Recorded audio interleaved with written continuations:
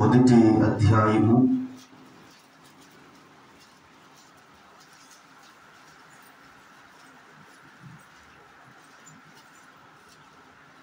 ప్రకటన గ్రంథము మొదటి అధ్యాయము 3వ వచనాన్ని చదువుదాం.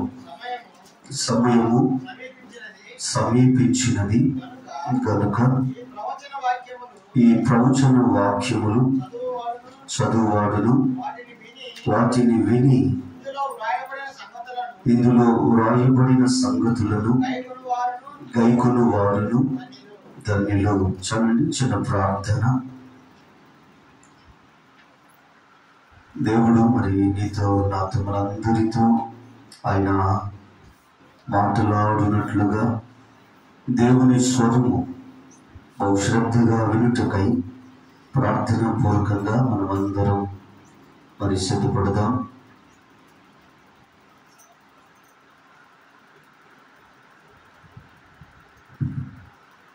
ప్రేమ కలిగిన తండ్రి, మీకు వందనాలు తెలియచేస్తూ ఉన్నాం.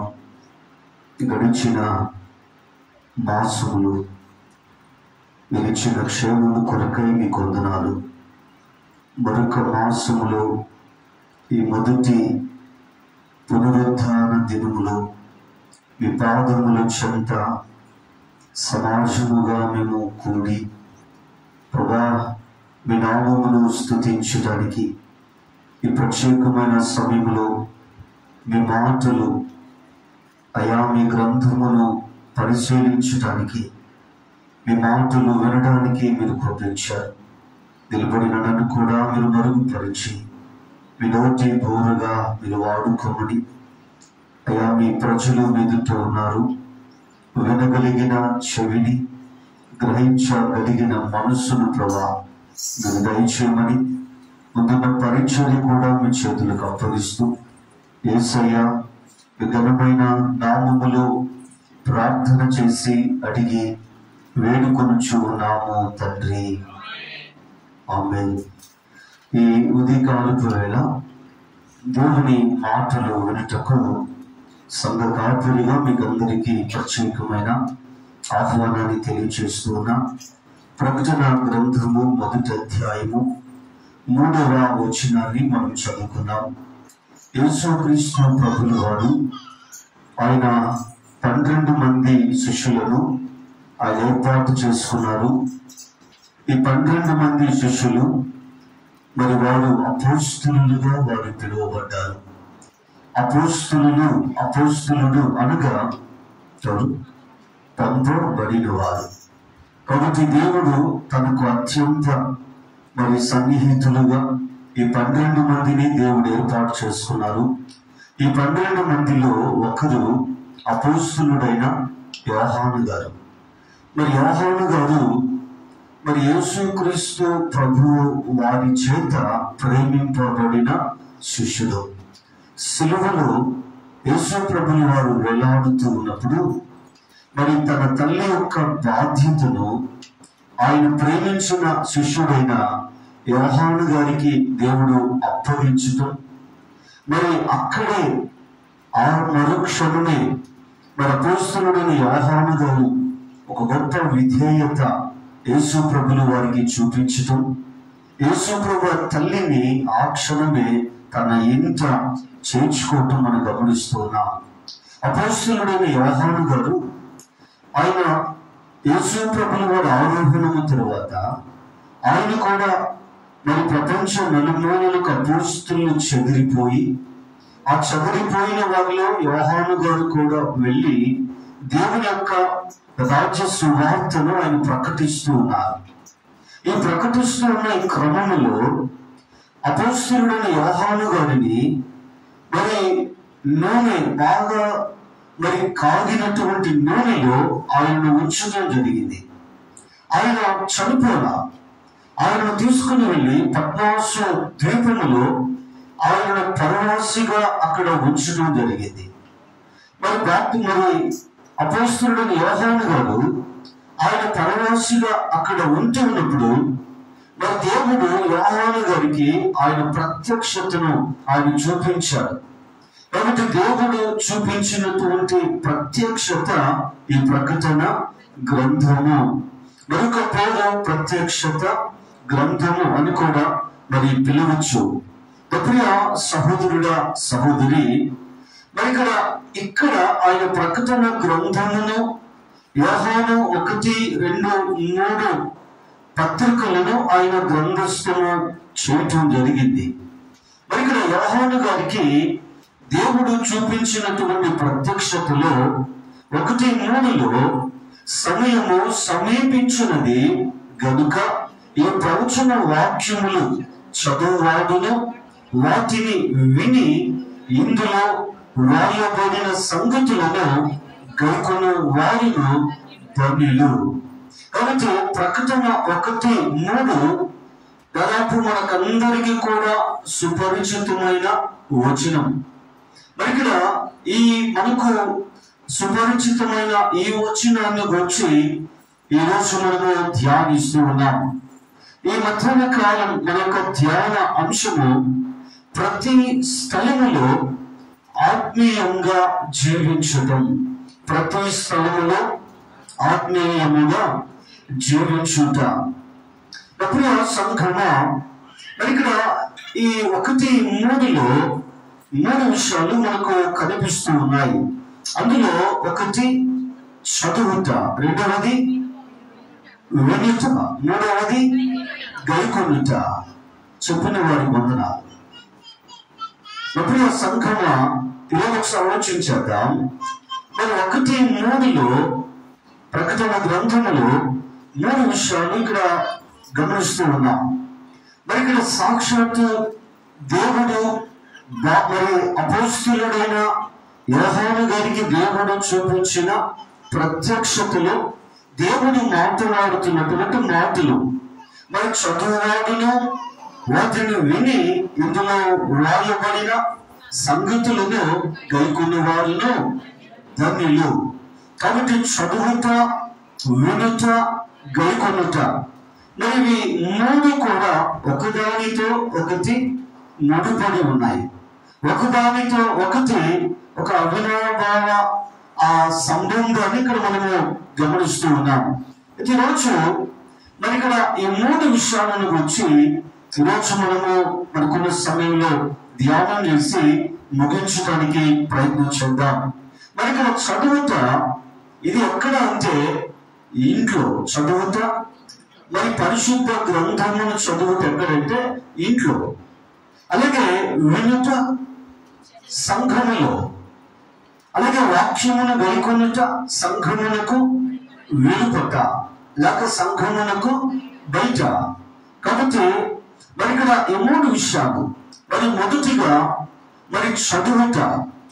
మరి చదువుటలో మరి 2 విషయాలు మనము ధ్యానం చేద్దాం. అందులో మొట్టమొదటిది మరి ఎవరు మాదిరి. మొదటిగా ఏంటంటే వాక్యమును చదువుట. వాక్యమును చదువుటలో ఎవరు మాదిరి. మరి ఇక్కడ కొన్ని విషయాలు మీ గమనానికి తీసుకుని రావాలని ఇష్టపడుతున్నాం. యెహెమ్యా గ్రంథము 8వ అధ్యాయము. యెహెమ్యా గ్రంథము 8వ అధ్యాయము 18వ వచనాన్ని చదువుదాం. ఇదియో గాక మొదటి దినము మొదలుకొని కడ దినము వరకు అనుదినము యెహోవా దేవుని ధర్మశాస్త్ర గ్రంథమును చదివి వినిపించుచు వచ్చెను. చూడండి, మరి ఇక్కడ మరి యెహెమ్యా మరి గ్రంథమును ఆయన గ్రంథస్థం చేస్తూ 8:18లో మరి ఇక్కడ మొదటి దినము మొదలుకొని కడ దినము వరకు అనుదినము యెహోవా దేవుని ధర్మశాస్త్ర గ్రంథమును చదివి. కాబట్టి మరి ఇక్కడ యెహోవా ఆయన కూడా ఒక ప్రవక్త. యెహోవా అను శాస్త్రి ఆయన అనుదినము పరిశుద్ధ గ్రంథమును ఆయన చదువుతూ ఉన్నాడు. అనుదినము పరిశుద్ధ గ్రంథమును చదువుతూ ఉన్నాడు. అలాగే లూకా శుభవార్త 4వ అధ్యాయము లూకా శుభవార్త 4వ అధ్యాయము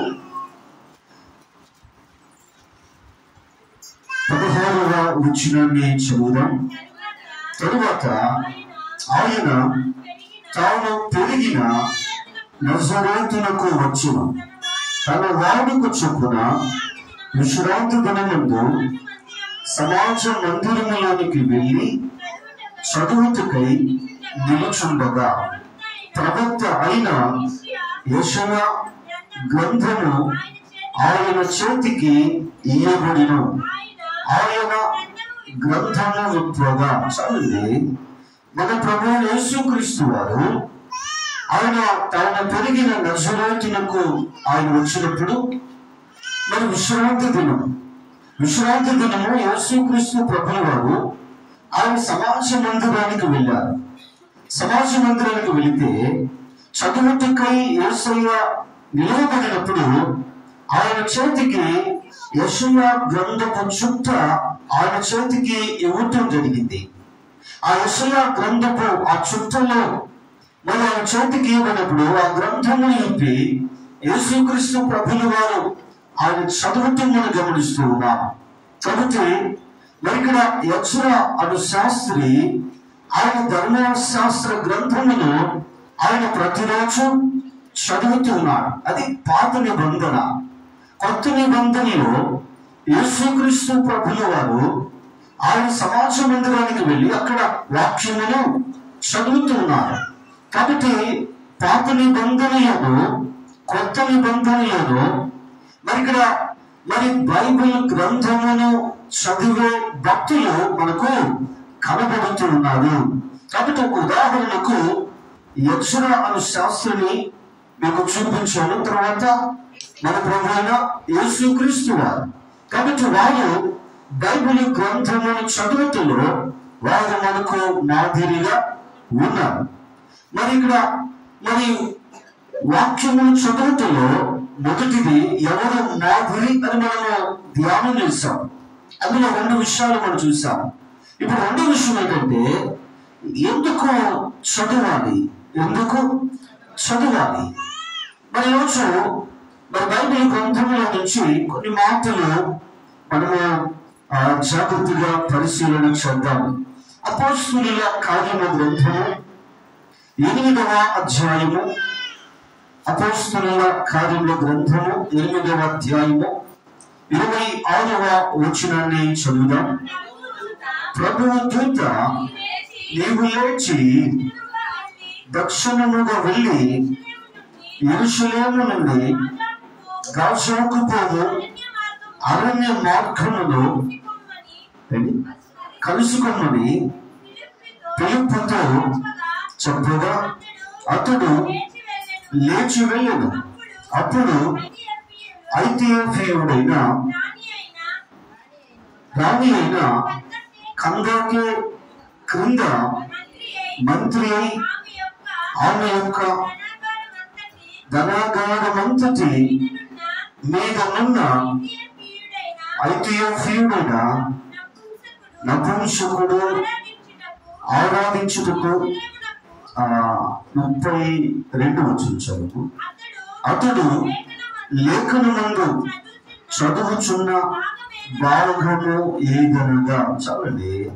మరి ఇక్కడ నపుంసకుడు ఆయన ఐథియోపియా దేశమునకు చెందినవాడు. ఆయన యెరూషలేమునకు వెళ్ళి ఆరాధించి ఆయన తిరిగి తన రథము మీద ఆయన గాజాకు పోవు అరణ్య మార్గము గుండా ఆయన ఐథియోపియా దేశమునకు వెళుతూ ఆయన రథము మీద వెళుతూ మరి ఆయన దగ్గర కూడా ఏముందంటే యెషయా గ్రంథపు చుట్ట ఆయన దగ్గర ఉంది. ఆ యెషయా గ్రంథపు చుట్ట అందులో ఉన్నది ఆయన చదువుతూ మనం గమనిస్తూ ఉన్నాం. మరి ఇక్కడ ఆయన గొర్రె వల్ల వద్దకు తేబడిన బొచ్చు కత్తిరించి వాడుట గొర్రె పిల్ల ఎలాగ మౌనముగా ఉండునో అలాగే ఆయన నోరు తెరవకుండెను. మరి ఇక్కడ ఈ మాటలు మరి నపుంసకుడు చదువుకుంటూ వెళ్తున్నాడు. అప్పుడు ఆ సంఘంలో గమనించుదాం. ఆ చదువుకుంటూ వెళ్తున్నాడు కానీ అందులో ఉన్న భావము, అందులో ఉన్న తాత్పర్యము ఈ నపుంసకుడికి ఈ యొక్క మరి ఆర్థిక మంత్రి ఆయనకు అర్థం కాదా? మరి చదువుతున్నాడు, కానీ ఆయనకి యేసు ప్రభుల వారిని గూర్చి యెషయా ప్రవచించిన ఆ ప్రవచనము ఆయనకు అర్థం కాని సందిగ్ధతలో ఉన్నప్పుడు, మరి సాక్షాత్తు పరిశుద్ధాత్మ దేవుడు యెరూషలేము దేవాలయంలో ఉన్న 7 పరిచారకులలో ఒక పరిచారకుడు, ఏం పేరు? ఫిలిప్పుతో మాట్లాడి ఆయన అక్కడ పంపిస్తున్నాడు. ఫిలిప్పు వెళ్ళి నపుంసకుడు చదువుతున్న దానికి ఆ యొక్క భావమును వివరించి ఆయనకు బోధ చేసినప్పుడు, మరి ఇక్కడ నపుంసకుడు ఆయన మారు మనసు పొందుతూ దానిలో నీళ్లు కనిపించినప్పుడు బాప్తిసం పొందుతూ ఆయన సంతోషముగా తన దేశమునకు ఆయన తిరిగి వెళ్ళటం మనం గమనిస్తూ ఉన్నాం. మరి ఎందుకు బైబిల్ గ్రంథమును చదవాలి అంటే, మరి ఇక్కడ బైబిల్ గ్రంథమును చదువుట ద్వారా పాపులు రక్షింపబడుతూ ఉన్నారు.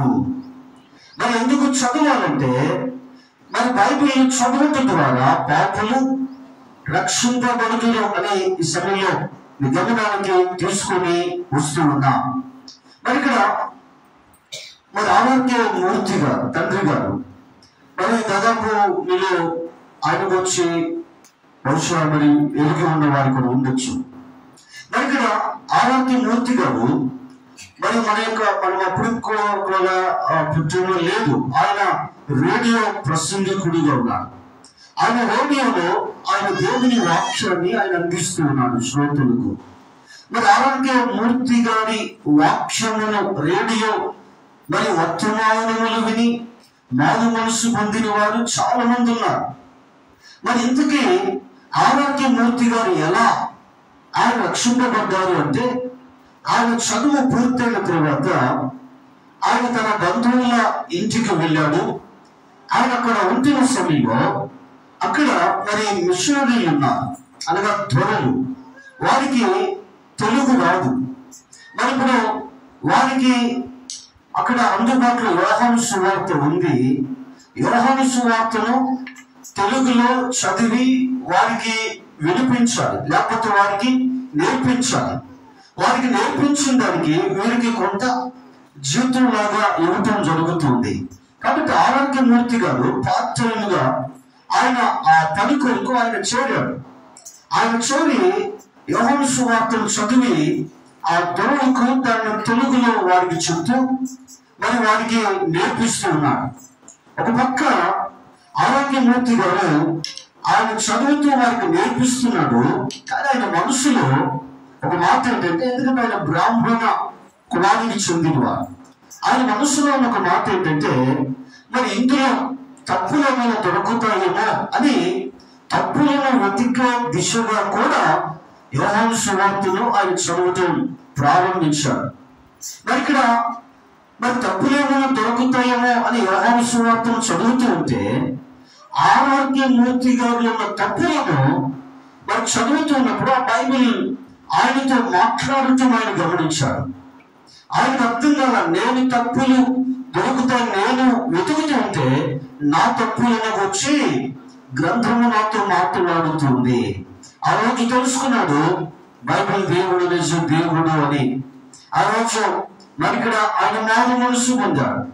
క్రీస్తుని సొంత రక్షకునిగా అంగీకరించి తన అగ్రవర్ణంలో నుంచి వ్యతిరేకత వచ్చినప్పటికీ కూడా ఆయన సతీమణి గారు మరి ఇక్కడ దేవుని కొరకు తుది శ్వాస విడిచే వరకు మరి ఎన్నో ఆత్మ రక్షణ కొరకు వారు దేవుని సేవలో వాడబడ్డాడు లేదా. కాబట్టి రోజు బైబిల్ ఎందుకు చదవాలంటే, నేను చదువుట ద్వారా పాపులు రక్షింపబడుదురు. మరి ఇక్కడ వారి పాపముని వచ్చి ఇది సూటిగా ఎదుగు మాట్లాడుతున్నట్లుగా మీ గమనానికి తీసుకొని వస్తూ ఉన్నా. యోహాను మొదటి పత్రిక 2వ అధ్యాయము, యోహాను మొదటి పత్రిక 2వ అధ్యాయము 1వ వచనాన్ని చదువుదాం. నా చిన్న పిల్లలారా, మీరు పాపము చేయకుండాటకు ఈ సంగతులను మీకు రాయించున్నాను. చాలండి. కాబట్టి ఇక్కడ బైబిల్ చెప్తున్న ఈ సత్యాన్ని గమనిస్తే, మరి ఇక్కడ మీరు పాపము చేయకుండుటకై ఈ సంగతులు మీకు రాయుచున్నాను. కాబట్టి రాయబడిన గ్రంథస్థము చేయబడిన మరి గ్రంథమును మరి ఎందుకు చదవాలి అంటే, ఒకటి పాపుల రక్షింప ఈ గ్రంథమును చదవాలి, రెండవది పాపము చేయకుండుటకై ఈ గ్రంథమును చదవాలి. అంటే రక్షింపబడిన వారు పాపము చేయకుండుటకై బైబిల్ గ్రంథమును అనుదినము చదవాలి. అలాగే అపోస్తలుల కార్యాల గ్రంథము 17వ అధ్యాయము 11వ వచనాన్ని చదువుదాం. వీరు తెస్సలోనికలో ఉన్న వారికంటే గనులై ఉన్నది కనుక ఆసక్తితో వాక్యమును అంగీకరించి పౌలును శీలను చెప్పిన సంగతులు అలా ఉన్నవో లేవో అని ప్రతి దినమును లేఖనములు పరిశోధించు వచ్చింది. కాబట్టి ఇక్కడ బెరయ సంఘము వారు ప్రతిరోజు గ్రంథమును వారు చదువుతున్నారు. వారు ఎందుకు చదువుతున్నారంటే, అక్కడ పౌలు శీలను వాక్యాన్ని బోధిస్తున్నారు. మరి వారు బోధించినది గ్రంథములో ఉన్నదా లేదా అని వారు గ్రంథములను వారు పరిశీలించారు. ఎందుకంటే గ్రంథములో ఉన్నది వారు వినిన బోధ గ్రంథములో ఉంటే అది ఏ బోధ? సత్య బోధ. మీరు వినినది గ్రంథములో లేని వల్ల అది అసత్య బోధ లేక దుర్బోధలు. కాబట్టి రోజు ఎందుకు బైబిల్ గ్రంథము చదవాలి అంటే, దుర్బోధలను గ్రహించుటకు బైబిల్ గ్రంథమును చదవాలి, పరిశీలించాలి. అలాగే ఇంకా బైబిల్ ఎందుకు చదవాలి అంటే, రోమా పత్రిక 5వ అధ్యాయము 4వ వచనాన్ని చదువుదాం. 5:4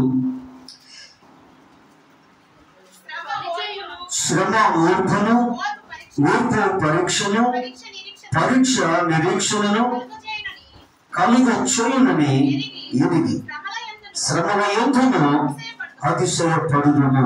అపోస్తలుడైన పౌలు గారు రోమా సంఘమునకు ఆయన పత్రిక రాస్తూ 5వ అధ్యాయం 4వ వచనంలో ఒక రాయబడిన మాట గమనిస్తే, ఇక్కడ శ్రమ ఓర్పు, ఓర్పు పరీక్ష, పరీక్ష నిరీక్షణను కలుగ చేయని ఎరిగి శ్రమల యందును అతిశయ పడుదును.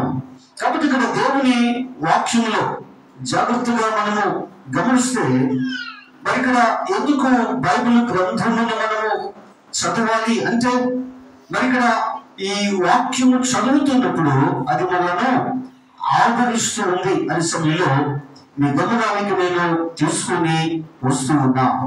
తప్పిగా సంఘంలో ఈరోజు ఒకసారి ఆలోచన చేద్దాం. మరి ఇక్కడ రాయబడినటువంటి మాటలు మనము గమనిస్తూ ఉన్నాం.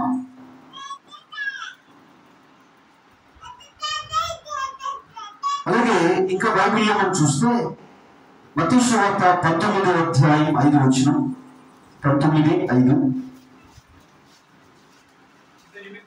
ఇందు నిమిత్తము పురుషుడు తల్లిదండ్రులను విడిచి తన భార్యను హత్తుకొనును, వారిద్దరును ఏక శరీరముగా ఉందురు చెప్పానని మీరు చదవలేదా? చదవండి.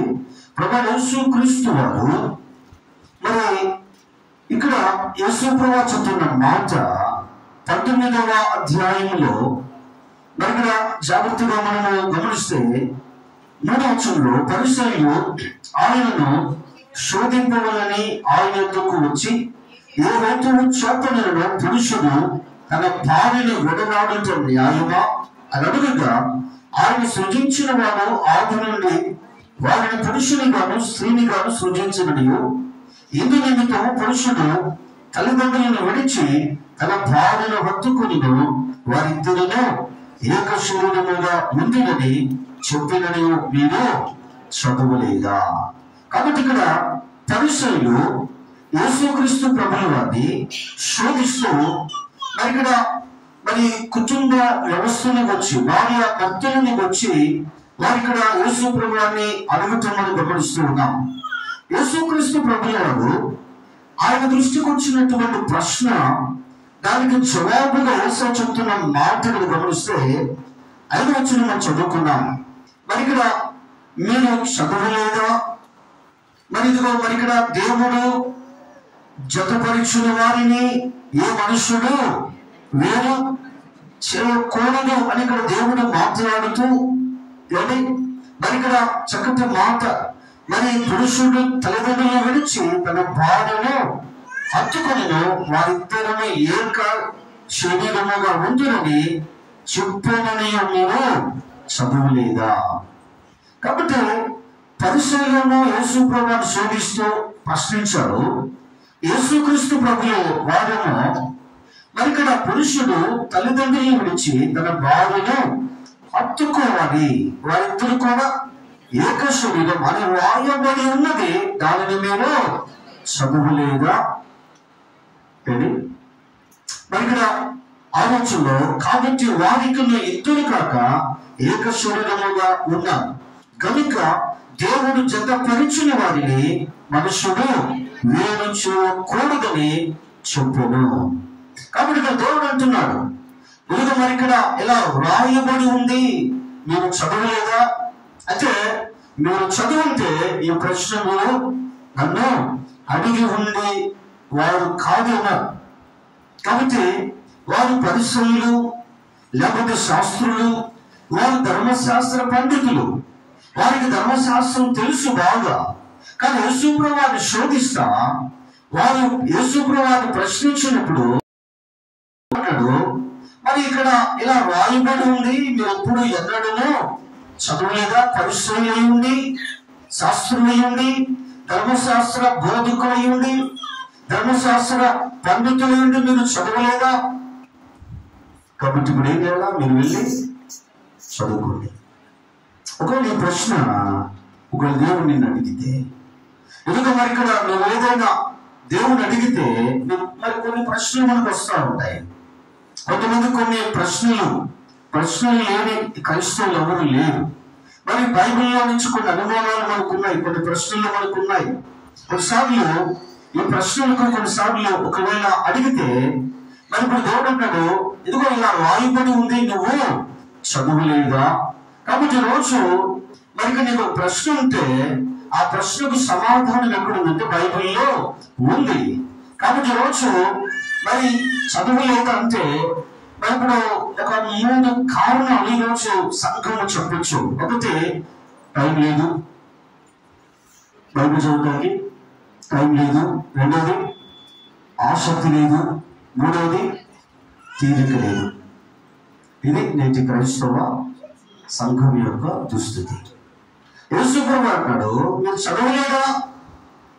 టైం లేదు ప్రభువా, ఆసక్తి లేదు, తీరిక లేదు. మిగతా అన్నిటికీ ఉంది, టైం ఉంది, ఆసక్తి ఉంది, తీరిక ఉంది, కానీ బైబిల్ చదవటానికి సమయం లేదు. అందుకే దేవుడు అంటున్నాడు, వెళ్ళి చదువుకో. అప్పుడప్పుడు కొన్ని వాక్యాలు చెప్తూ మీరు ఇంటికి వెళ్ళి చదవండి. తొమ్మిదవ సంఘమా, అలాగే మార్కు సువార్త 2:25లో కూడా యేసు ప్రభువు ఇలాంటి సమాధానమే అక్కడ కూడా చెప్పటం మనం గమనిస్తూ ఉన్నాం. అందుకు ఆయన వారితో ఎట్లనెను, తానును తనతో కూడా ఉన్నవారిను ఆకలి కొనినందున దావీదునకు అవసరం వచ్చినప్పుడు అతను చేసినది మీరెన్నడూ చదవలేదా? కాబట్టి ఇక్కడ కూడా మళ్ళా మరి శాస్త్రుల పరిశీలన మళ్ళా యేసుక్రీస్తు ప్రభువుని ప్రశ్నించారు. ఆ రోజు విశ్రాంతి దినంలో యేసు ప్రభువు వారు ఆయన శిష్యులు పంట క్షణంలో వారు నడుచుకుంటూ వెళుతున్నారు. బహుశా వారు వెన్నులో తుంచుకొని తింటున్నారంటే కోత కాదు. కాబట్టి కోతకు వచ్చింది. మరి వారు ఆ పంట క్షణంలో నడుచుకుంటూ వెళుతూ శిష్యులు వెన్నులో తుంచుకొని వారు తింటూ వచ్చారు. మరి విశ్రాంతి దినం ఏ పని చేయకూడదు. మరి ఇక్కడ అది శాస్త్రులు పరిశీలన వచ్చి యేసు ప్రభువుని అడిగారు, ఇదిగో నీ శిష్యులు విశ్రాంతి దినాన్ని ఉల్లంఘిస్తున్నారు అంటే యేసు ప్రభు అన్నాడు, దావీదుతో కూడా ఉన్న సేవకులు వారు చేసిన పని ఇదిగో మీరు చదవలేదా? అబ్యాతారు ప్రధాన యాజకుడికి ఉన్నప్పుడు దావీదు వారి సేవకులు వారి సమ్ముఖపు మరి రొట్టెలు వారు మరి దావీదు తిని ఆ సమ్ముఖపు రొట్టెలు ఆయనతో కూడిన తన పనివారు కూడా పెట్టారు, వారు కూడా తినాలి కదా, మీరు చదవలేదా? ఇది మనుషుల కొరకు విశ్రాంతి దినమే కానీ విశ్రాంతి దినం కొరకు మనుషులు కాదు అనేసి ఇక్కడ చెబుతున్నారు. కాబట్టి మరి మొట్టమొదటిది చదువుట అంటే ఎక్కడ స్థలం, ఎక్కడ ఇల్లు, అంటే ఇంట్లో చదవాలి. మరి ఎవరు మాదిరి అని మనము ధ్యానించాం. అలాగే ఎందుకు చదవాలి అని కొన్ని మరి వాక్యపు సత్యాలు మీ గమనానికి తీసుకొని రావటం జరిగింది. ఎందుకు ఇల్లు అని అక్కడ మరి ఆ పేరు వాడటం జరిగిందంటే, కొన్నిసార్లు సంఘంలో బైబిల్ ఒకవేళ ఒక చదవాల్సి వస్తే ఒక వచనం చదవచ్చేమో, లేకపోతే ఈరోజు కుటుంబం ఒక 10 వచనాలు చదివారేమో. మరి బయట అక్కడ కూడా వాక్యం చదవటానికి అంత వేలు ఉండదు. కానీ మరి ఇక్కడ వాక్యం చదవటానికి, వాక్యాన్ని అధ్యయనం చేయటానికి, వాక్యములను పరిశీలనగా ఎదుగు మరి ధ్యానించడానికి మనకి ఎక్కడ వేలు దొరుకుతుందంటే మన ఇంట్లోనే. కాబట్టి ఈరోజు మరి బైబిల్ గ్రంథమును మరి ఈరోజు మన ఇంటిలో బైబిల్ గ్రంథమును అధికముగా ధ్యానించే వారముగా ఉండాలి అనే సమయంలో మీ గమనానికి తీసుకొని వస్తూ ఉన్నాం. రెండవది వినుట అంటే అక్కడ సంఘములో, సంఘములో. ఇది కూడా మరి ఇక్కడ ఎవరు మాదిరి ఆదికాండం 12వ అధ్యాయం మొదటి నుండి మనం చూస్తే దేవుడు అబ్రహాము గారితో మాట్లాడటం మనం గమనిస్తున్నాం. నీవు లేచి మరి ఇక్కడ నీ దేశము, నీ బంధువులు, నీ స్వచ్ఛములు, నీ తండ్రి ఇల్లు విడిచిపెట్టి దేవుడు చూపించే దేశములకు వెళ్ళు. కాబట్టి అబ్రహాము గారు దేవుని మాట విన్నాడు. కాబట్టి ఆయన బయలుదేరి ఆయన భార్య అయినటువంటి శారా, ఆయన సహోదరుడు కుమారుడైనటువంటి లోతు, వీరి ముగ్గురు కూడా మరి వెళ్ళటం మనము గమనిస్తూ ఉన్నాము. అలాగే సమయంలో మొదటి గ్రంథము 3వ అధ్యాయము 10వ వచనములో మనం చూస్తే, సమయం లేదు కాబట్టి చెప్పుకుంటూ వెళ్తా, రాసుకోగలిగిన వాళ్ళు రాసుకోండి. మరి ఇక్కడ దేవుని వాక్యాన్ని గమనిస్తే మరి సమూయేలుతో దేవుడు మాట్లాడుతున్నప్పుడు సమూయేలు అంటాడు, నీ దాసుడు ఆలకించుచున్నాడు, ఆజ్ఞ ఇమ్ము అని సమూయేలు దేవునితో చెప్పడం మనం గమనిస్తూ ఉన్నాం. అంటే మరి ఇక్కడ వినుటలో ఎవరు మనకు మాదిరి అంటే, ఒకటి తండ్రి అయిన అబ్రహాము గారు, రెండవదిగా సమూయేలు ప్రవక్త, మరి మూడవదిగా గమనిస్తే యోహాను సువార్త 7:16 మనం చదువుదాం. 7:16 అందుకు యేసు, నేను చేయు బోధ నాది కాదు, నన్ను పంపిన వానిదే. చాలండి, యేసుక్రీస్తు ప్రభుల వారు చెప్తున్న మాట. మరి ఇక్కడ నేను చేయు బోధ నాది కాదు, నన్ను పంపిన వానిదే. నేను యేసు ప్రభుల వారు బోధకుడిగా ఆయన పిలువబడుతున్నాడు. ఆయన గ్రీకులో రబ్బీ అని ఆయన పిలువబడటం మనం గమనిస్తూ ఉన్నాం. యేసు ప్రభుల వారు ఆయన బోధకుడిగా ఆయన బోధిస్తూ ఉన్నారు. యేసయ్య చేస్తున్న బోధన గురించి ఆయన ఇక్కడ చెప్తూ, నేను చేయు బోధ నాది కాదు, నన్ను పంపిన వానిదే. కాబట్టి యేసు ప్రభుల వారు పంపించింది ఎవరు? తండ్రి. కాబట్టి ఇక్కడ తండ్రి ఏదైతే నాకు బోధించాడో, ఏదైతే నాకు నేర్పించాడో, ఏదైతే నాకు ప్రబోధించాడో ఆ బోధనే నేను మీకు బోధిస్తూ ఉన్నా, చెప్తూ ఉన్నా. కాబట్టి తండ్రి కుమారుడికి బోధ చేస్తూ ఉంటే కుమారుడు క్రీస్తు కూడా తండ్రి బోధ విన్నాడు. యేసుక్రీస్తు ప్రభువారు తండ్రి మాట విన్నాడు. తండ్రి మాట జవదాటిన ఆ సందర్భాలు ఎక్కడ కూడా లేవు. ఆఖరికి సులువుకు వెళ్ళే ముందు కూడా తండ్రి నా ఇష్టము కాదు అంటున్నాడు. అక్కడ కూడా తండ్రి మాట వింటున్నాడు. అక్కడ కూడా తండ్రి యొక్క అభిష్టమును నెరవేర్చడానికి ఆయన పూనుకోవటం మనం గమనిస్తూ ఉన్నాం. అలాగే యోహాను సువార్త 4వ అధ్యాయం 42వ వచనాన్ని చదువుదాం. 4:42. మా మట్టుకు మేము విని ఈయన నిజముగా లోక రక్షకుడిని తెలుసుకొని నమ్ముచున్నాము అని. కాబట్టి ఇక్కడ సమరయులు మనకు కనిపిస్తున్నారు. మరి ఇక్కడ యేసుక్రీస్తు ప్రభువు వారి దగ్గరికి సమరయులను తీసుకొని వచ్చుటలో కీలక పాత్ర పోషించింది సమరయ స్త్రీ. కానీ యేసుక్రీస్తు ప్రభు వారి దగ్గరకు వచ్చిన తర్వాత యేసుక్రీస్తు ప్రభు వారి బోధ సమరయులు విన్నారు. సమరయులు యేసయ్య బోధ విన్న తర్వాత వారు చెప్తున్నటువంటి నోటి సాక్ష్యం ఏంటి అంటే, మరి ఇక్కడ దేవుని వాక్యములో మనము జాగ్రత్తగా గమనిస్తే 4:42 మనం చదివాం. మా మట్టుకు మేము విని, ఏంటంట మా మట్టుకు మేము విన్నాం. కాబట్టి మరి ఈయన నిజముగా లోక రక్షకుడిని తెలుసుకొని నమ్ముచున్నాము అనేది. ఎప్పుడు ఆ సంఘం ఈరోజు ఒకసారి జాగ్రత్త గమనించుదాం. మరి దేవుని వాక్యాన్ని గమనిస్తే మా మట్టుకు మేము విన్నాం అంటే, మరి ఇక్కడ యేసుక్రీస్తు ప్రభువుల వారు మరి లోక రక్షకునికి ఎదుగు మరి ఇక్కడ సమరయులకు మధ్యలో ఎవరు లేరు. కాబట్టి దేవుడు మాట్లాడుతుండగా వారు నేరుగా విన్నారు.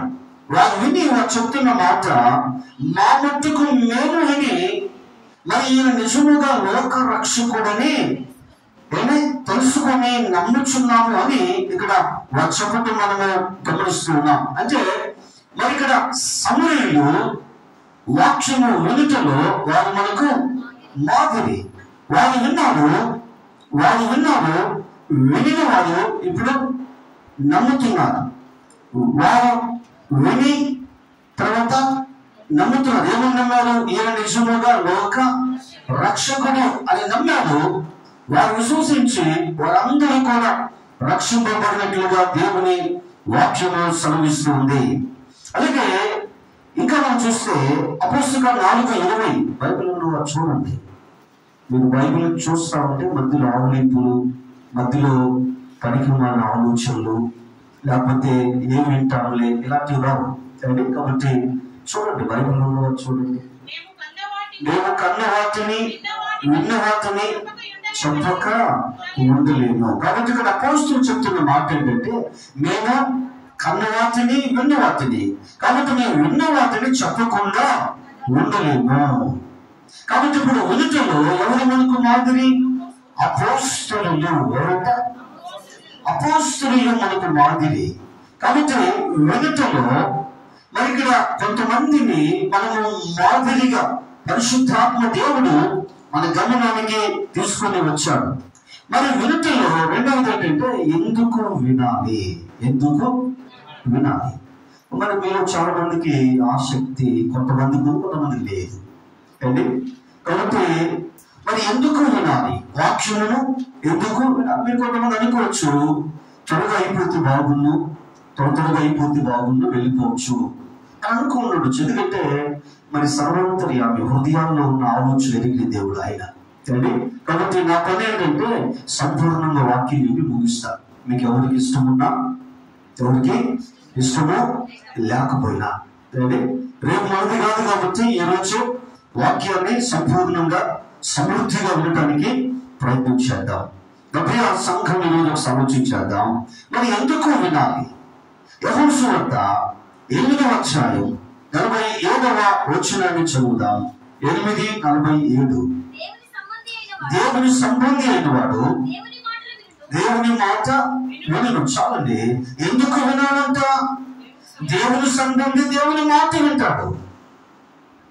అంటే ఇప్పుడు విననివాడు దేవుని సంబంధి. నువ్వు చర్చిలో ఉండొచ్చు, నువ్వు చర్చిలో బైబిల్ ఒకటి పట్టుకొని నువ్వు చర్చిలో కూర్చోవచ్చు, నువ్వు చర్చికి ఆదివారం వచ్చి ఉండొచ్చు, ఓకే రావచ్చు, తప్పేం కాదు. కానీ దేవుని సంబంధి ఎవడో, దేవుని సంబంధి కాని వాడు ఎవడో ఎవరు చెప్తున్నారు? బైబిల్ చెప్తుంది. మనకు ప్రామాణికం బైబిల్. దేవుని సంబంధి దేవుని మాట వింటాడు అండి. అలాగే బైబిల్లో మనం చూస్తే అంటే ఎందుకు వినాలంటే మేము దేవుని సంబంధులం, మేము దేవుని సంబంధులం, మేము యేసు ప్రభుల వారికి చెందిన వారం, మేము యేసు ప్రభుకు సంబంధించిన వారం. నువ్వు వింటున్నావంటే ఇది అర్థం అండి. ఈరోజు పనికి వాళ్ళు మాటలు వినడానికి సమయం తెలియదు, బ్రతికించే వాక్యం వినడానికి ఈరోజు టైం చూసుకుంటా ఉంటాం. ఈరోజు ఒకరు మీరు అలా ఉండకపోవచ్చు, అలాంటి వారు ఉన్నారు క్రైస్తవ వ్యవస్థలో. తప్పుడు సంఘమా 18:37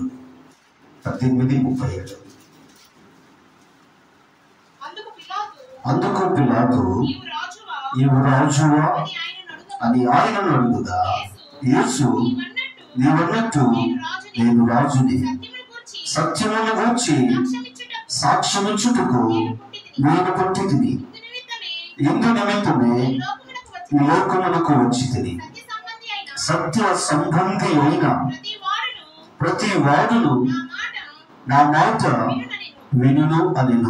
ఎందుకు వినాలంటే సత్య సంబంధి దేవుని మాట వింటాడు. యేసుక్రీస్తు ప్రభువు చెప్తున్న మాట, పిలాతు చెప్పిన మాట, సత్య సంబంధి అయిన ప్రతి వాడును నా మాట వినును అని. కాబట్టి ఎందుకు వినాలి అంటే దేవుని సంబంధి దేవుని మాట వింటాడు, సత్య సంబంధి సత్య దేవుని మాట వింటాడు. తమిళ సంఘమా, కాబట్టి ఎందుకు వినాలంట? ఎందుకు నేను దేవుని సంబంధిని, ఎందుకు వినాలి? నేను సత్య సంబంధిని, నేను సత్యమునకు ఎదుగు చెందిన వాడును, చెందిన దాడును. అంటే మీరు దేనికి చెందిన వారు కాదు, అసత్యానికి చెందిన వారు కాదు. అలాగే అపోస్తల కార్యాలు 4వ అధ్యాయం 4వ వచనాన్ని మనము చదువుదాం. వాక్యము వినిన వారిలో అనేకులు నమ్మిరి. కాబట్టి ఇక్కడ అపోస్తలులు దేవుని సువార్తను ప్రకటిస్తూ ఉంటే, మరి ఇక్కడ యెరూషలేములో ఉన్నటువంటి వారు యువతులు మరి పేతురు గారు అపోస్తలులు చెప్పిన సత్య సువార్తను వారు విన్నారు. వారు విని యేసుక్రీస్తు ప్రభువు వారిని సొంత రక్షకునిగా అంగీకరించారు. వారు అంగీకరించి వారు బాధ మనసు పొంది వారు బాప్టిజం తీసుకొని వారు ఎక్కడికి వచ్చారంట? సంఘంలోకి వచ్చారు, ఆది సంఘంలోకి వచ్చారు. కాబట్టి రోజు మరి ఎందుకు వినాలి అంటే, మరి వినడం ద్వారా నమ్మడానికి వీలు ఉంటుంది. నమ్మటం ద్వారా పాప క్షమాపణ పొందుకోవటానికి, పాప క్షమాపణ ద్వారా నీటి బాప్తిస్మం పొందుటకు, రక్షణ పొందుటకు, తర్వాత సంఘ సహవాసంలోకి రావడానికి వీటన్నింటికి మూలం ఏంటంటే వినడం. అది వేసి అంటాడు తరచుగా చెవుడు గలవాడు గాక అంటున్నాడు. డబ్బుల సంఘం గమనించుదాం. యెషయా గ్రంథం 55వ అధ్యాయం 3వ వచనాన్ని చదువుదాం. యెషయా గ్రంథం 55:3 చదువుదాం. చెవియొగ్గి నా యొద్దకు రండి, మీరు విని ఎడల బ్రతుకుదురు, వినిన ఎడల మీరు బ్రతుకుదురు. అంటే ఎవరైతే వింటారో, మరి ఇక్కడ యాకోబు పత్రిక ఏం చెప్తుందంటే, మాట్లాడుటకు నిదానించు, వినుటకు వేగిరపడు. వినుటకు ఏం చేయాలంట? వేగిరపడాలి. ఎందుకు వేగిరపడాలో తెలుసా? వినుట ద్వారా మీరు బ్రతుకుదురు. కాబట్టి సత్య వాక్యాన్ని వింటున్నప్పుడు, ఈ సత్య వాక్యము ఎవరైతే వింటున్నారో, వింటున్న వారిని సత్యవాక్యం ఏం చేస్తుందంట? బ్రతికిస్తుంది. భౌతికంగా బ్రతికిస్తుంది, ఆధ్యాత్మికంగా బ్రతికిస్తుంది. 119:50 నన్ను బ్రతికించును, సంఘములో ఒకసారి ఆలోచించేద్దాం. కాబట్టి వినుట ఎక్కడ? సంఘములో. కాబట్టి ఎవరు మాదిరి, ఎందుకు వినాలి అని 2 విషయాలు మనము ధ్యానం చేస్తాం. నా చివరిగా 3వది గైకొనుట, వాక్యమును గైకొనుట. ఎక్కడిది? సంఘమునకు వెలుపుట, వాక్యమును గైకొనుట. కాబట్టి ఇందులో కూడా వాక్యమును గైకొనుటలో మొట్టమొదటిగా ఎవరు మాదిరి? యోహాను సువార్త 5:30 యోహాను 5:30. నా అంతట నేనే ఏమీ చేయలేను, నేను వినినట్లుగా తీర్పు తీర్చుచున్నాను. నన్ను పంపిన వాని చిత్త ప్రకారమే చేయకూడదును, కానీ నా ఇష్ట ప్రకారము చేయకూడదు. కాబట్టి యేసుక్రీస్తు ప్రభువు చెప్తున్న మాట, మరి నా అంతట నేనే ఏమీ చేయలేను. నా అంతట నేనే ఏది చేయను, నేను వినినట్లుగా తీర్పు తీర్చుచున్నాను. నన్ను పంపిన వాని చిత్త ప్రకారమే చేయకూడదును, కానీ నా ఇష్ట ప్రకారము చేయకూడదు. కాబట్టి ఇక్కడ యేసుక్రీస్తు ప్రభువు వారు ఆయన శరీరధారి ఉన్నప్పుడు ఇక్కడ తండ్రి ఏదైతే చెప్పాడో దానినే యేసుక్రీస్తు ప్రభువు ఏం చేస్తాడు? కైకుంటున్నారు. ప్రియ సంఘము గమనించుదాం. ఇప్పుడు రాయబడిన మాట, నన్ను పంపిన వారి చిత్త ప్రకారమే చేయకూడదును. కాబట్టి తండ్రి ఏది చెప్పాడో అదే యేసుక్రీస్తు ప్రభువు వారు కైకొనుట మనము గమనిస్తూ ఉన్నాం. అలాగే మార్కు 16:15 గమనిస్తే, మీరు సర్వలోకములకు వెళ్ళి సర్వ సృష్టికి సువార్తను ప్రకటించుడి. అలాగే మరి అపోస్తలుల కార్యాల గ్రంథము 4:18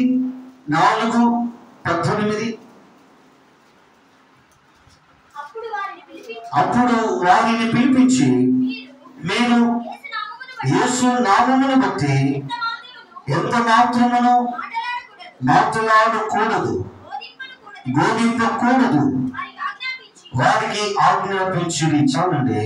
అక్కడ మార్కు సువార్త 16:15 మరి గ్రేట్ కమిషన్ లేకపోతే గొప్ప ఆజ్ఞ ఏంటంటే, ఇది గొప్ప ఆజ్ఞ, సర్వలోకములకు వెళ్ళి సర్వ సృష్టికి సువార్తను ప్రకటించుడి. మరి ఇక్కడ అపోస్తలుల కార్యాలు 4:18 మనం చూస్తే, మరి ఇక్కడ మీరు యేసు నామమును బట్టి ఎంత మాత్రమును మాట్లాడకూడదు, బోధింపకూడదని వారి ఆజ్ఞాపించింది.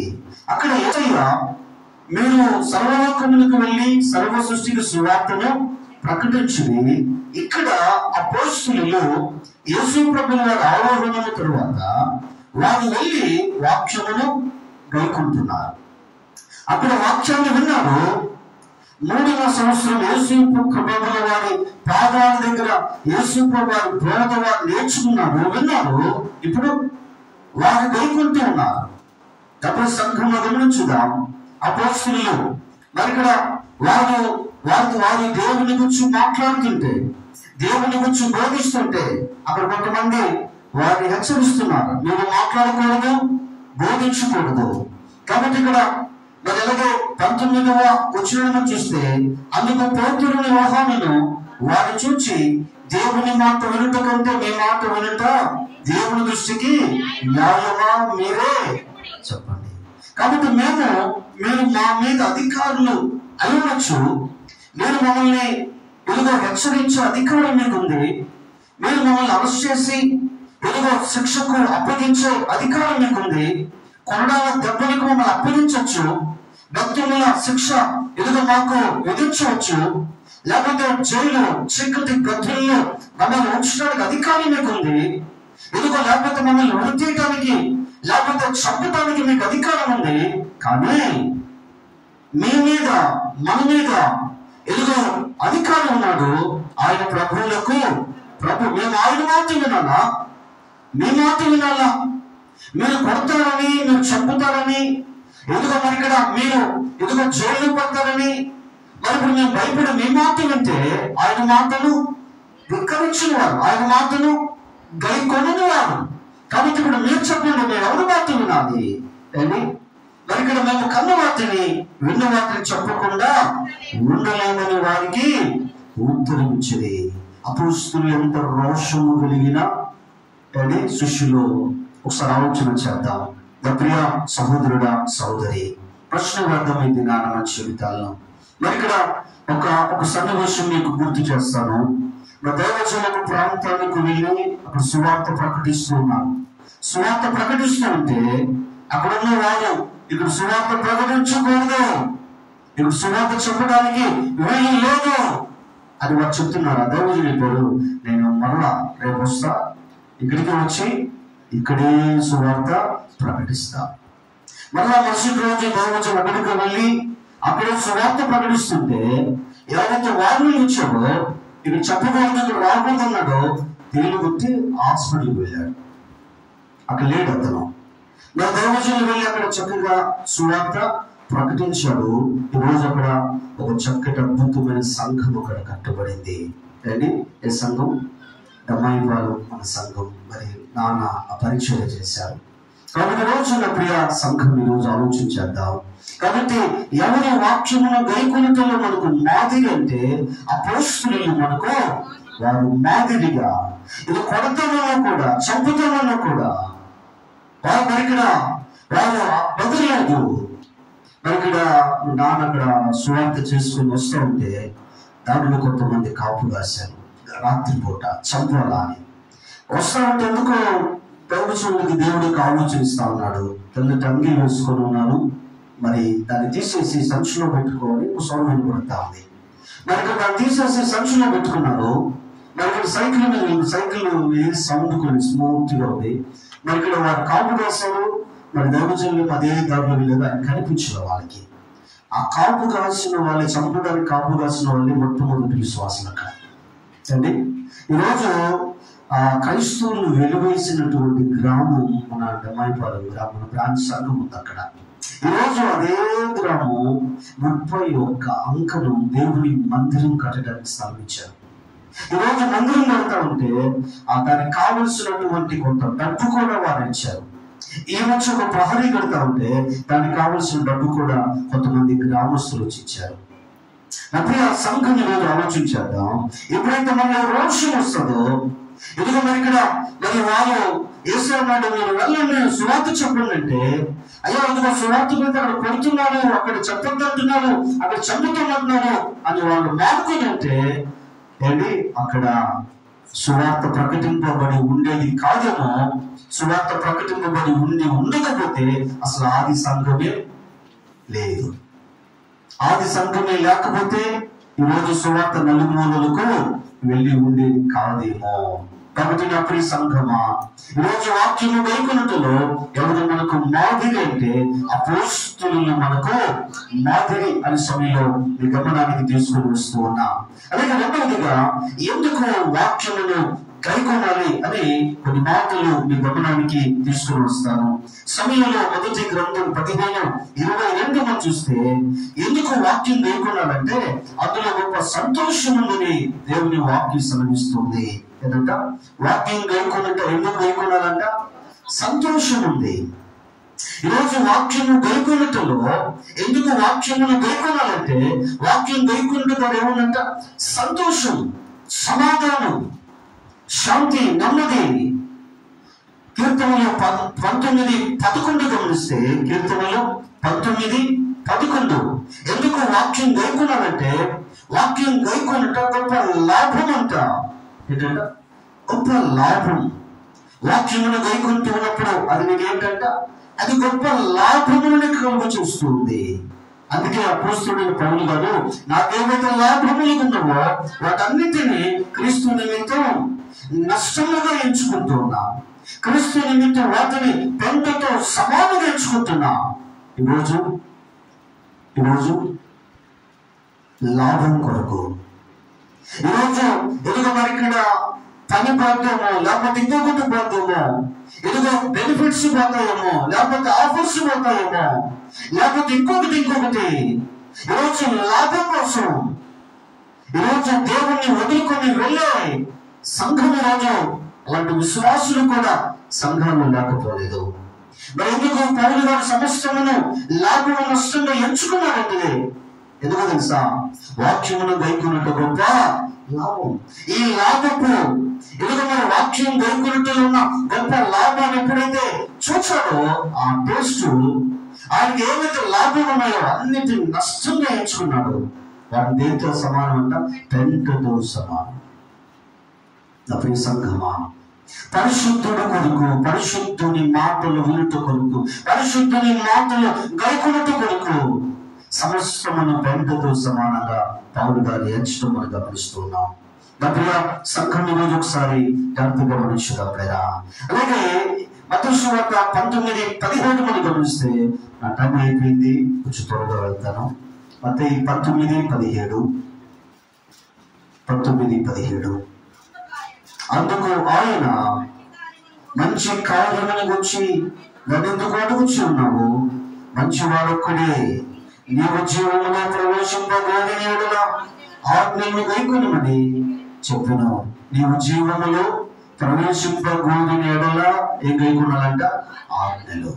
ఎందుకు వాక్యము గైకొనాలంటే నువ్వు జీవములో ప్రవేశించాలి. అంటే ఏ జీవం?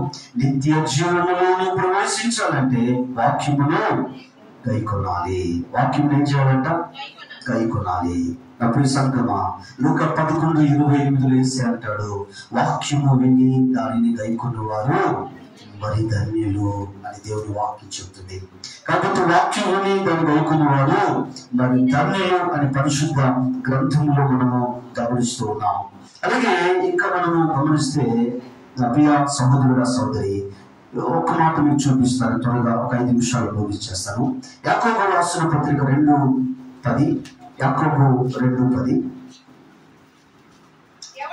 ఎవడైనను ధర్మశాస్త్రమంతయు గైకొని ఒక్క ఆజ్ఞ విషయంలో ఆజ్ఞలు అన్నిటి విషయంలో అపరాధులు. చాలండి. యాకోబు 2:10 మీరు రాసుకోండి. ప్రతిరోజు ఈ వాక్యాన్ని మీరు చూడాలి. మనమందరం యాకోబు 2:10 ప్రతిరోజు ఈ వాక్యాన్ని మనం చూడాలి, చదవాలి. మరి ఇక్కడ యాకోబు గ్రంథస్థం చేస్తూ అంటున్న మాట 2:10 చదువుకున్నాం. ఎవడైనా ధర్మశాస్త్రమంతయు గైకొని ఒక్క ఆజ్ఞ విషయంలో తప్పిపోయిన యెడల ఆజ్ఞలన్నిటి విషయంలో అపరాధి అగును. నువ్వు 99 ఆజ్ఞలు పాటించావు. ఇది 100 ఆజ్ఞలుంటే 99 ఆజ్ఞలు పాటించావు. ఎన్ని తప్పిపోయావు? ఒకే ఒక్కటి తప్పిపోయావు. ఒకే ఒక్కటి తప్పిపోయింది. ఇప్పుడు ఒక్కటి తప్పిపోయినందుకు 99 ఆజ్ఞలు పాటించినప్పటికీ నువ్వెవరు అంట? అపరాధివి. దేవుని వాక్యము చదివిస్తున్నటువంటి సత్యం లేదా? ఒక్క ఆజ్ఞ విషయంలో తప్పిపోయినడలా ఆజ్ఞలన్నిటి విషయంలో ఏంటంట? నువ్వు పాటించిన 99 ఆజ్ఞలన్నిటి విషయంలో ఎవరు అంట? అపరాధివి. మరి ఒక క్యాన్ నిండా పాలు ఉంటే ఒక విషపు చుక్క వేస్తే మొత్తం విషయం పనికిరావు. అప్పుడు సంగమా, ఒకవేళ నువ్వు అనుకుంటున్నావు మరి నా ఆత్మీయ జీవితంలో బాగున్నాను, వాక్యాన్ని చదువుతున్నా, వాక్యాన్ని పాటిస్తున్నా అని అనుకుంటున్నావు. ఎక్కడో ఏదో ఒకటి తప్పిపోయేవేమో అంటే నువ్వు పాటించిన 99 ఆజ్ఞలన్నిటి విషయంలో కూడా ఎవరు అంట? అపరాధివి. ప్రియ సంఘమా, ఈరోజు ఒకసారి ఆలోచించేద్దాం. ఈరోజు మరి 100 చెప్తా ఉంటారు, 100 పాటించాలా? ఏంటి 100 చెప్తారు. ఆశ్చర్యం పనే మాట 100 చెప్తాడు, 100 పాటించాలా? నీ ఇష్టం. చెప్పటం నా వంతు, పాటించటం. సంఘానికి ఎందుకు రావాలంటే వాక్యం వినడానికి రావాలి, బయటకు వాక్యాన్ని గైకొనుటకు వెళ్ళాలి. నేను దగ్గరుండి మీరు వాక్యాన్ని గైకుంటున్నారు లేదా నా పని కాదు. ఫ్రీడమ్, దేవుడు స్వేచ్ఛ ఇచ్చాడు. కాబట్టి ఈరోజు వాక్యాన్ని గైకొనటం, గైకొనకపోవటం నీ ఇష్టం. అండి. కాబట్టి వందేంది మరి 11:30 ఇప్పుడు ఎన్నో మాటలు దాటేసాయి కదా అండి. 100 చెప్తారు అన్నీ పాటించాలంటే పాటించాలి, 100కు 100 పాటించాలా. ఒక్కటి తప్పిపోయినా పాటించిన 99 ఆజ్ఞలన్నింటిని బట్టి ఎవరంటే నువ్వు అపరాధివి అండి. కాబట్టి ఈరోజు ఒకసారి ఆలోచన చేద్దాం. చాలామంది అనుకుంటారు నేను చాలా ఆత్మీయంగా ఉన్నాను, భక్తిగా ఉన్నాను, ఈ ఒక్క విషయంలోనే కదా, ఈ చిన్న విషయమే కదా. చాలామంది అంటారు ఆ ఒక్కటే ఏంటి, అన్నీ బాగానే ఉన్నాను ఆత్మీయ జీవితంలో, ఆ ఒక్కటేంటో నీకు తెలిసిన ఆ ఒక్కటేంటో, ఆ ఒక్కటేంటంటే నీ ఒక్కడికే తెలుసు. ఆ ఒక్కటి నీకు ఒక్కదానికి పర్సనల్. కాబట్టి ఆ ఒక్కటే అంటున్నాం కదా, ఆ ఒక్కటేంటో ఈరోజు ఆ ఒక్కదాని విషయంలోనే ఈరోజు నువ్వు అపరాధివి. నువ్వు అనుకుంటున్నావు నేను క్రైస్తవుని, నేను పరిశుద్ధుని, నేను భక్తిపరుని. ఆ ఒక్కటి నేను అపరాధిని చేసింది. రేపు దేవుని న్యాయపీఠం ఎదుట నిలబడినప్పుడు ఒకటి తప్పిపోయావు, సరే 99ని పాటించాలి కదా దేవుడు, ఆ ఒక్కటి గ్రేస్ మార్క్స్ అండి. కాబట్టి ఆ ఒక్కటి కలిపేస్తాడు అనుకుంటున్నామో, లేదు. ఆ ఒక్కదాన్ని బట్టి నువ్వేమైపోయావు, నిత్య జీవములో ప్రవేశించడానికి డిస్క్వాలిఫై అయిపోయావు. కాబట్టి ఈరోజు ఒకసారి ఆలోచన చేద్దాం, మరి ఎంత ఆచితూచి వాక్యాన్ని గైకొనాలో ఒకసారి ఆలోచన చేద్దాం. కాబట్టి 3 విషయాలు మనం ధ్యానం చేసాం. ఒకటి చదువుట, వినుట, గైకొనుట. మరి చదువుట ఇంట్లో, వినుట సంఘములో, గైకొనుట సంఘమునకు వెలుపట. అంటే ఈరోజు నువ్వు ఇంట్లో ఉన్నా, నువ్వు సంఘంలో ఉన్నా, సంఘమునకు వెలుపట ఉన్నా ఏంటి మన అంశం ఏంటి, ప్రతి స్థలములో ఆత్మీయంగా జీవించాలి. ప్రతి స్థలములో ఆత్మీయంగా జీవించాలి. నువ్వు ఇంట్లో ఉన్నా, నువ్వు సంఘములో ఉన్నా, నువ్వు సంఘమునకు వెలుపట ఉన్నా, ఎలా ఉండాలా, ఆత్మీయంగా జీవించాలి. కాబట్టి ఈ 3 విషయాల్లో ఏంటి, ఇంట్లో, సంఘములో, సంఘమునకు వెలుపట, ఈ 3 విషయాల్లో ఎలా ఉండాలా, నమ్మకంగా ఉండాలి. ఎలా ఉండాలి, నమ్మకంగా ఉండాలి. నువ్వు నమ్మకంగా ఉంటే ఒక 3 విషయాలు మీద చెప్పింది ముగించేస్తా. లూకా 19:17 మెప్పు ఉంది. లూకా 19:17 మెప్పు ఉంది. సామెతలు 28:20 దీవెన ఉంది. కీర్తనలు 101:6 దేవుని దగ్గర నివసించుటకు స్థలము ఉంది. అంటే మరి నువ్వు ఇంట్లో, సంఘములో, సంఘమునకు వెలుపట, ఈ 3 మరి ఇక్కడ అంటే ఒకటి నువ్వు ఉంటే ఇంట్లో, లేదంటే సంఘములో, తర్వాత సంఘమునకు వెలుపట, ఆఫీస్ కావచ్చు, బయట కావచ్చు, ఎక్కడైనా కావచ్చు. అంటే నువ్వు ప్రతి చోట కూడా మరి ఇక్కడ నువ్వు ఎలా ఉండాలంటే నమ్మకంగా ఉండాలి. ఈ 3 విషయాల్లో నువ్వు నమ్మకంగా ఉంటే ఏముందంట, ప్రభు దగ్గర మెప్పు ఉంది, తర్వాత దీవెన ఉంది, తర్వాత 3వది దేవుని దగ్గర నివసించుటకు స్థలము ఉంది. కాబట్టి ఈరోజు ఈ మూడు మెప్పు, దీవెన, దేవుని దగ్గర నివసించడానికి స్థలము, ఈ 3 నీకు కావాలంటే నువ్వు ఇంట్లో నమ్మకంగా ఉండాలి, వాక్యము చదువుటలో, సంఘములో నమ్మకముగా ఉండాలి, వాక్యం వినుటలో, సంఘమునకు వెలుపట వాక్యమును గైకొనుటలో నమ్మకంగా ఉండాలి. కాబట్టి దేవుడు ఈ కొద్ది మాటలు మన వినికిడిలో దీవించును గాక.